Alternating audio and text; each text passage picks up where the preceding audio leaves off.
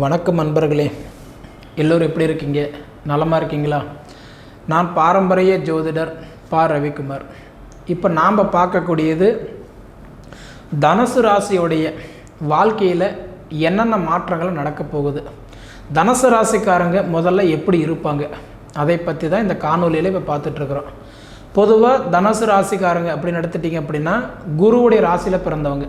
ஏன்னா உங்கள் ராசிக்கு அதிபதி குரு பகவான். குரு யாருன்னு பார்த்தீங்கன்னா நவகிரகத்திலேயே ராஜா யார் அப்படின்னா குரு தான். பொதுவாக பார்த்தீங்கன்னா குரு கொடுப்பார், எவரை தடுப்பார். குரு கொடுத்தா கோடி கோடியே கொடுத்துருவாராம். அப்படி பார்த்தா குரு எல்லாருக்கும் கெட்டவராக இருக்கலாம். 100% இந்த தனுசு ராசியில் பிறந்தவங்களுக்கு, மீன ராசியில் பிறந்தவங்களுக்கு குரு எப்பயுமே நல்லது பண்ணுவார். காரணம் என்ன அப்படின்னா உங்கள் ராசிக்கு அதிபதியே ஒரு குரு தான்.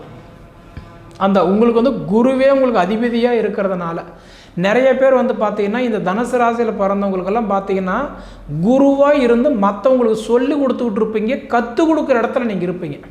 பொதுவாக பார்த்தீங்க அப்படின்னா நான் அதாவது ஒரு டீச்சராக இருக்கிறேங்க, ரெண்டாவது பார்த்தீங்கன்னா ஒரு வாத்தியாராக இருந்து நான் எல்லாம் கற்றுத்தரேன், அதாவது ஒரு விளையாட்டுத்துறையில் பார்த்தீங்கன்னா நான் ஒரு மாஸ்டராக இருக்கிறேங்க, பொதுவாக பார்த்தீங்கன்னா ஒரு கலைத்துறையில் பார்த்தீங்கன்னா நான் உங்களுக்கு எல்லாம் ஒரு குருவாக இருந்து சொல்லித்தரேங்க அப்படின்ற மாதிரி பொதுவாக ஒரு தலைவர் அந்த இடத்துல இருக்கக்கூடியவர் தான் இந்த குரு பகவான்.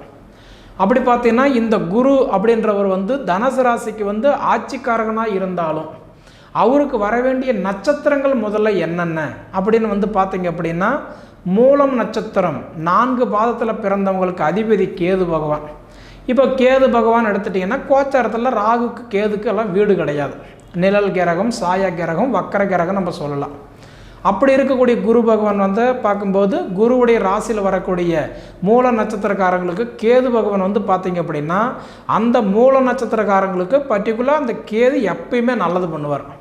ஏன்னா கேது மற்றவங்களுக்கு கெட்டவராக இருக்கலாம், ஆனால் மூல நட்சத்திரக்காரங்களுக்கு எப்பயுமே, ஏன்னா கேதுவுடைய பிள்ளைகள் தானே அவர் கேது, அதாவது இந்த மூல நட்சத்திரம், அப்போ அவங்களுக்கு கண்டிப்பாக ஒரு சாதகமான ஒரு மாற்றங்களை தான் கொடுப்பார். சரிங்களா?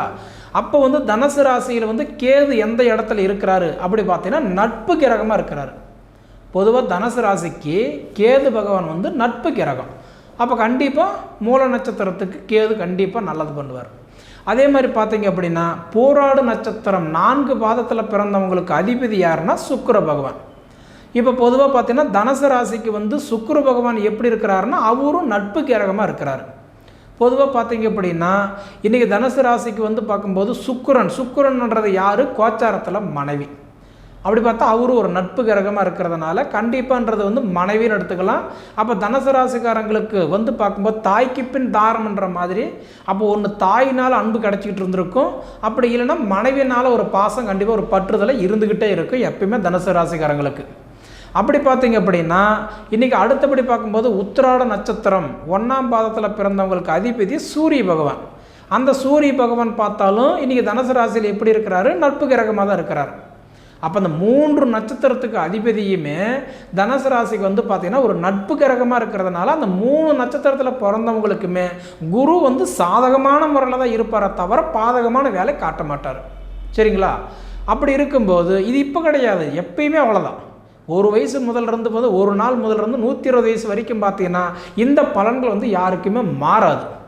அப்படி பார்த்தீங்கன்னா இந்த 3 நட்சத்திரத்துக்கும் அதிபதியுமே நட்பு கிரகமே. ஏன்னா தனுசு ராசிக்கு பார்த்தா இந்த 3 கிரகமே நட்பு கிரகமாக தான் இருக்கிறாரு. அப்படி இருக்கும்போது கண்டிப்பாக ஏதோ ரூபத்தில் பலன்கள் கொடுத்துக்கிட்டே தான் இருப்பார். சரிங்களா? அப்படி இருக்கக்கூடிய காலகட்டங்கள் பார்த்தீங்கன்னா இந்த குரு பகவான் உங்கள் ராசிக்கு அதிபதி பார்த்தீங்கன்னா ஒரு வருஷத்துக்கு ஒரு தடவை தான் ஒரு வீட்டிலிருந்து இன்னொரு வீட்டுக்கு சஞ்சாரம் பண்ணுவார். ஒரு வீட்டில் குரு உக்காந்துட்டாருன்னா அந்த வீட்டுக்கு ஒரு வருஷம் அந்த வீட்டுக்கு வேலை செய்வார். அப்போ என்ன ஆகுவார்? குரு இருக்கும் இடத்துக்கும் பலன் கொடுப்பார், குரு பார்க்கும் இடத்துக்கும் பலன் கொடுப்பார். அப்போ குரு பார்க்குற இடம் என்ன? 5, 7, 9 இந்த 3 வீட்டுக்கு எப்பயுமே குரு நல்லதான் பண்ணுவார். அப்படி பார்த்தீங்க அப்படின்னா இன்றைக்கி தனுசு ராசி பார்த்தீங்கன்னா உபயம் ராசின்னு சொல்லுவாங்க. இப்போ மனுஷன் எப்படி ஆணு பெண்ணு கெட்டவன் நல்லவன் பிரிச்சிருக்கிறாரோ நம்ம முன்னோர்கள் அந்த மாதிரி பார்த்தீங்கன்னா நம்ம நட்சத்திரத்தை அதாவதுன்றது நம்மளுடைய ராசியை 3 விதமாக பிரிச்சிருக்கிறாரு. அதாவது சரம் ராசி, திறம் ராசி, உபயம் ராசின்ற மாதிரி. அப்படி பார்த்தீங்கன்னா இன்றைக்கி தனுசு ராசின்றது ஒரு உபயம் ராசி. உபயம் ராசின்னா உசந்த இடத்துக்கு கொண்டு போகக்கூடிய ராசி. புரியுதுங்களா? இப்போ நெருப்பு எரியுதுன்னா எல்லா நெருப்பும் நம்ம ஒன்றாவே எடுத்துக்கக்கூடாது. நெருப்புனா கெட்டது அப்படின்னு எடுத்துக்கூடாது. நம்ம வீட்டில் வந்து ஒரு விளக்கு ஏற்றுறோம் அப்படின்னா அந்த ஒளி கண்டிப்பாக நம்ம ஒரு வெளிச்சத்தை கொடுக்குது இல்லைங்களா? அதே மாதிரி வந்து பார்த்தீங்கன்னா ஒரு கோயிலில் வந்து ஒரு பண்டிகை ஒரு தீபம் போடுறாங்க அப்படின்னா அந்த ஒளி வந்து நமக்கு ஒரு வெளிச்சத்தை கொடுக்கக்கூடியது. அப்படி பார்த்தீங்கன்னா எல்லா ஒளியுமே எல்லா நெருப்பும் நம்ம கெட்டதை எடுத்துக்கூடாது. அதுபோல் பார்த்தீங்கன்னா இந்த உடைய உபயம் ராசியில் பிறந்தவங்களுக்கு வந்து பார்த்தீங்கன்னா 7-11 கூடையவன் மாரகாதிபதி. அந்த 7-11 கூடையவன் மாரகாதிபதி யார் அப்படி பார்த்தீங்கன்னா 7 கூடையவன் புதன், 11 கூடையவன் சுக்கிரன். அப்போ வந்து புதன் திசையோ சுக்கிரன் திசையோ அது புத்தியோ அந்தரமோ எது நடந்தாலும் சரி கண்டிப்பாக உங்களுக்கு வந்து ஒரு சாதகமான நேரம் தரமாட்டார். இது பொதுவாக எல்லாருக்குமே இது பொருந்தும். அப்படி பார்த்தீங்கன்னா பொதுவாக தனுசு ராசிகளை பிறந்தவங்களுக்கு அதாவது புதன் திசையோ சுக்கிரன் திசையோ புத்தியோ அந்தரமோ நீங்கள் அப்படியே உங்களோட ஜாதகம் எடுத்து பாருங்கள். இல்லை அந்த காலகட்டத்தில் நீங்கள் எப்படி இருந்தீங்கன்னு யோசித்து பார்த்தீங்கன்னா உங்களுக்கு பாதகமாக தான் இருந்திருக்குமா தவிர உங்களுக்கு சாதகமாக கண்டிப்பாக இருந்திருக்காது. சரிங்களா? அதனால் பார்த்தீங்க அப்படின்னா இன்றைக்கி குரு பகவானுடைய அமைப்பில் வரும்போது ஒரு வருஷத்துக்கு வந்து உங்களுடைய அந்த குரு யார் பார்க்குறாரோ யார் வீட்டில் உட்காராரோ அவங்களுக்கு கண்டிப்பாக தனித்துவம் கொடுத்துருவார். பொதுவாக பார்த்தீங்கன்னா குருவுடைய வேலை என்ன அப்படின்னா 3 விஷயத்துக்கு குரு எப்பவுமே பாடுபடுவார். ஃபஸ்ட்டு விஷயம் என்ன அப்படின்னா புத்திர பாக்கியத்துக்கு வந்து நல்ல மாற்றம் கொடுக்குறவர் யாருன்னா குரு தான். அதே மாதிரி ஒருத்தருக்கு திருமணம் எப்போ ஆகும் அப்படின்றத மாற்றம் கொடுக்கறது யாருனாலும் குரு தான். 3வது ஒருத்தர் வந்து வீடு வாசல் கட்டி 10 பேர்த்துக்கு முன்னாடி நிம்மதியாக ஒரு சந்தோஷமாக உட்காடுறாங்க அப்படின்னா அது காரணமும் குரு பகவான் தான். இந்த 3 இடத்தையும் உங்கள் சுய ஜாதகத்தில் பார்க்குறாரா அப்படின்றத மட்டும் நீங்கள் ஒரு தடவை பார்த்துக்கோங்க. ஏன்னா இப்போ 1 கோடி பேர் இருக்கிறாங்கன்னா 1 கோடி பேருக்கு இப்போ நீங்கள் வீடு கட்டுவீங்க என்னால் சொல்ல முடியாது இல்லைங்களா? கல்யாணம் இப்போ ஆகுன்னு சொல்ல முடியாது இல்லைங்களா? குழந்தை பிறந்துன்னு நம்ம சொல்ல முடியாது இல்லைங்களா? ஏன்னா அவங்கவுங்க வயசுக்கு தகுந்த மாதிரி பலன்கள் நடக்கும். அதுபோல் இப்போ நம்ம பொது பலன் சொல்லும்போது ராசி வச்சு சொல்கிறோம். அதே பார்த்திங்கன்னா ஜாதகம் பார்க்கும்போது லக்னத்தை வச்சு நம்ம சொல்கிறோம் இல்லைங்களா? அப்படி இருக்கக்கூடிய காலகட்டம் ஒரு மனசனுடைய வாழ்க்கை நிர்ணயிக்கிறது திசை புத்தி அந்தரம். அப்போ உங்கள் ஜாதகத்தில் எப்படி நடக்குது? இப்போ நிறைய பேருக்கு வந்து குழந்தை பாக்கியம் இல்லை சாமி, எனக்கு வந்து பார்த்தீங்கன்னா இன்றைக்கி தனுசு ராசியில் நான் பிறந்திருக்கிறேன், எனக்கு குழந்தை பாக்கியம் இல்லை, எனக்கு எப்போ குழந்தை பாக்கியம் பிறக்கும் அப்படின்னா உங்கள் சுய ஜாதகத்தில் அதாவது 5ஆம் இடத்துல நல்ல கிரகங்கள் உட்காந்துருக்கிறாரான்னு பாருங்கள். ஏன்னா 5ஆம் இடத்துல ராகு கேது இருந்தால் கடுமையான புத்திரதோஷம், குருவோ சனியோ இருந்தால் தாமதமாகும். அதே மாதிரி பார்த்தீங்க அப்படின்னா இப்போ 7ஆம் இடத்துல இப்போ கல்யாணத்துக்கு நம்ம 7ஆம் இடம் பார்க்கணும்னு சொல்கிறோம். ஏன்னா மாங்கலி ஸ்தானம் கலஸ்தர ஸ்தானம்னா 7ஆம் இடம். அப்போ அந்த 7ஆம் இடத்துல வந்து பார்த்தீங்க அப்படின்னா எந்த கிரகம் உட்காந்தாலும் தோஷம்தான். ராகு கேது உட்காந்தா நாகதோஷம், சனி சுக்கிரன் உட்காந்தா தாரதோஷம், செவ்வாய் உட்காந்தா செவ்வாய் தோஷம். அப்படி பார்த்தீங்கன்னா 7-8 நல்லா இருக்கிறாரா ஒருட்டு இதுக்கு பார்த்துக்கோங்க. சரிங்களா?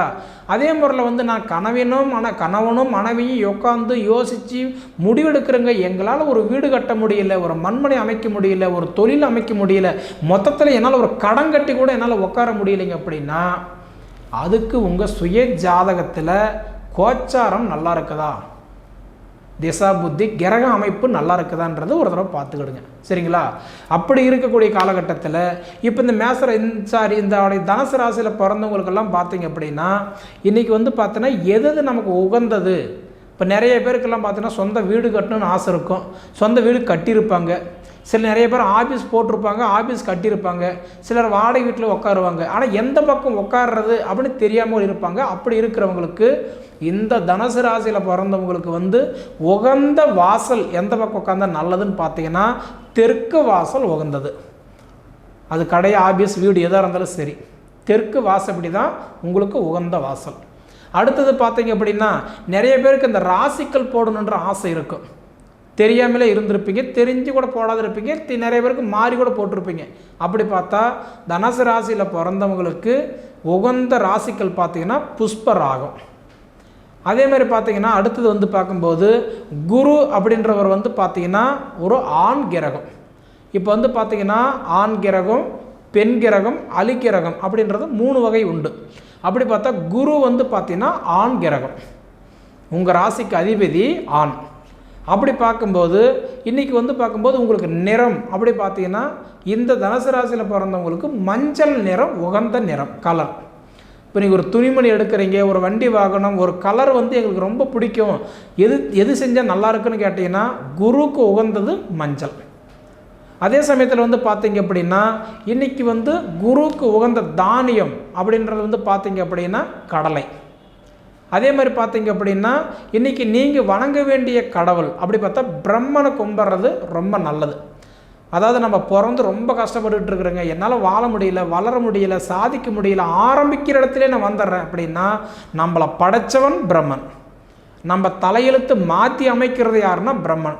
அப்படி பார்த்தா நீங்கள் பிரம்மன் கோயிலுக்கு போய் கண்டிப்பாக அர்ச்சனை பண்ணிட்டு வாங்க, உங்களுக்கு நல்ல ஒரு மாற்றம் கண்டிப்பாக கிடைக்கும்.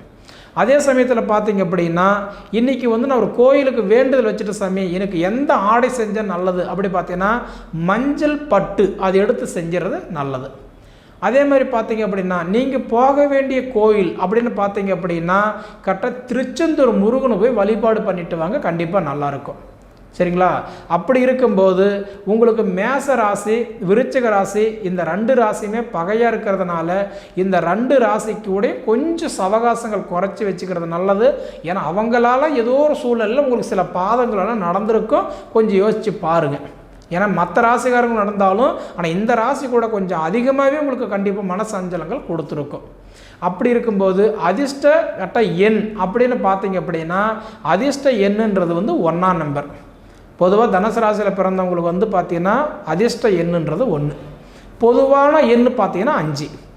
விதி எண் பார்த்தீங்கன்னா நீங்கள் பிறந்த டேட்டு கூட்டி பாருங்கள். அப்படி கூட்டி பார்க்கும்போது அதில் எந்த எண் வருதோ, அதாவதுன்றது ஒரு உதாரணத்துக்கு நான் வந்து பார்க்கும்போது ஒரு 16ஆம் தேதி நான் பிறந்திருக்கிறேங்க, அப்படி பார்த்தா அந்த 16 1 6 கூட்டி பார்த்தீங்கன்னா 7 வரும். அப்போ அந்த 7ன்றது உங்களுக்கு அதிர்ஷ்டமான ஒரு எண். சரிங்களா? அப்படி பார்த்தீங்கன்னா மொத்தத்தில் இந்தவுடைய தனுசு ராசியில் பிறந்தவங்க எப்படின்னா மற்றவங்க வாழ்கிறதுக்கு நீங்கள் ஒரு முன்னுதாரணமாக இருக்கிறீங்களா தவிர மற்றவங்க கெட்டு போகிறதுக்கு எப்பயுமே நீங்கள் ஒரு முன்னுதாரணமாக கண்டிப்பாக சொல்கிறேன் இருக்க மாட்டீங்க. சரிங்களா? பொதுவாக இந்த தனுசு ராசிக்காரங்கன்னா எப்படி தெரியுங்களா, சம்பாதிக்கணும், சாதிக்கணும், மேலே வரணும்னு நினைக்கிறீங்களே தவிர ஆனால் நம்ம கெட்டால் கூட அவன் நல்லா இருக்கட்டும் போ அப்படின்ற மாதிரி என்ன பண்ணுறேன்னா கொடுத்து கெட்டு போய் உட்காந்துருக்குறீங்க. புரியுதுங்களா?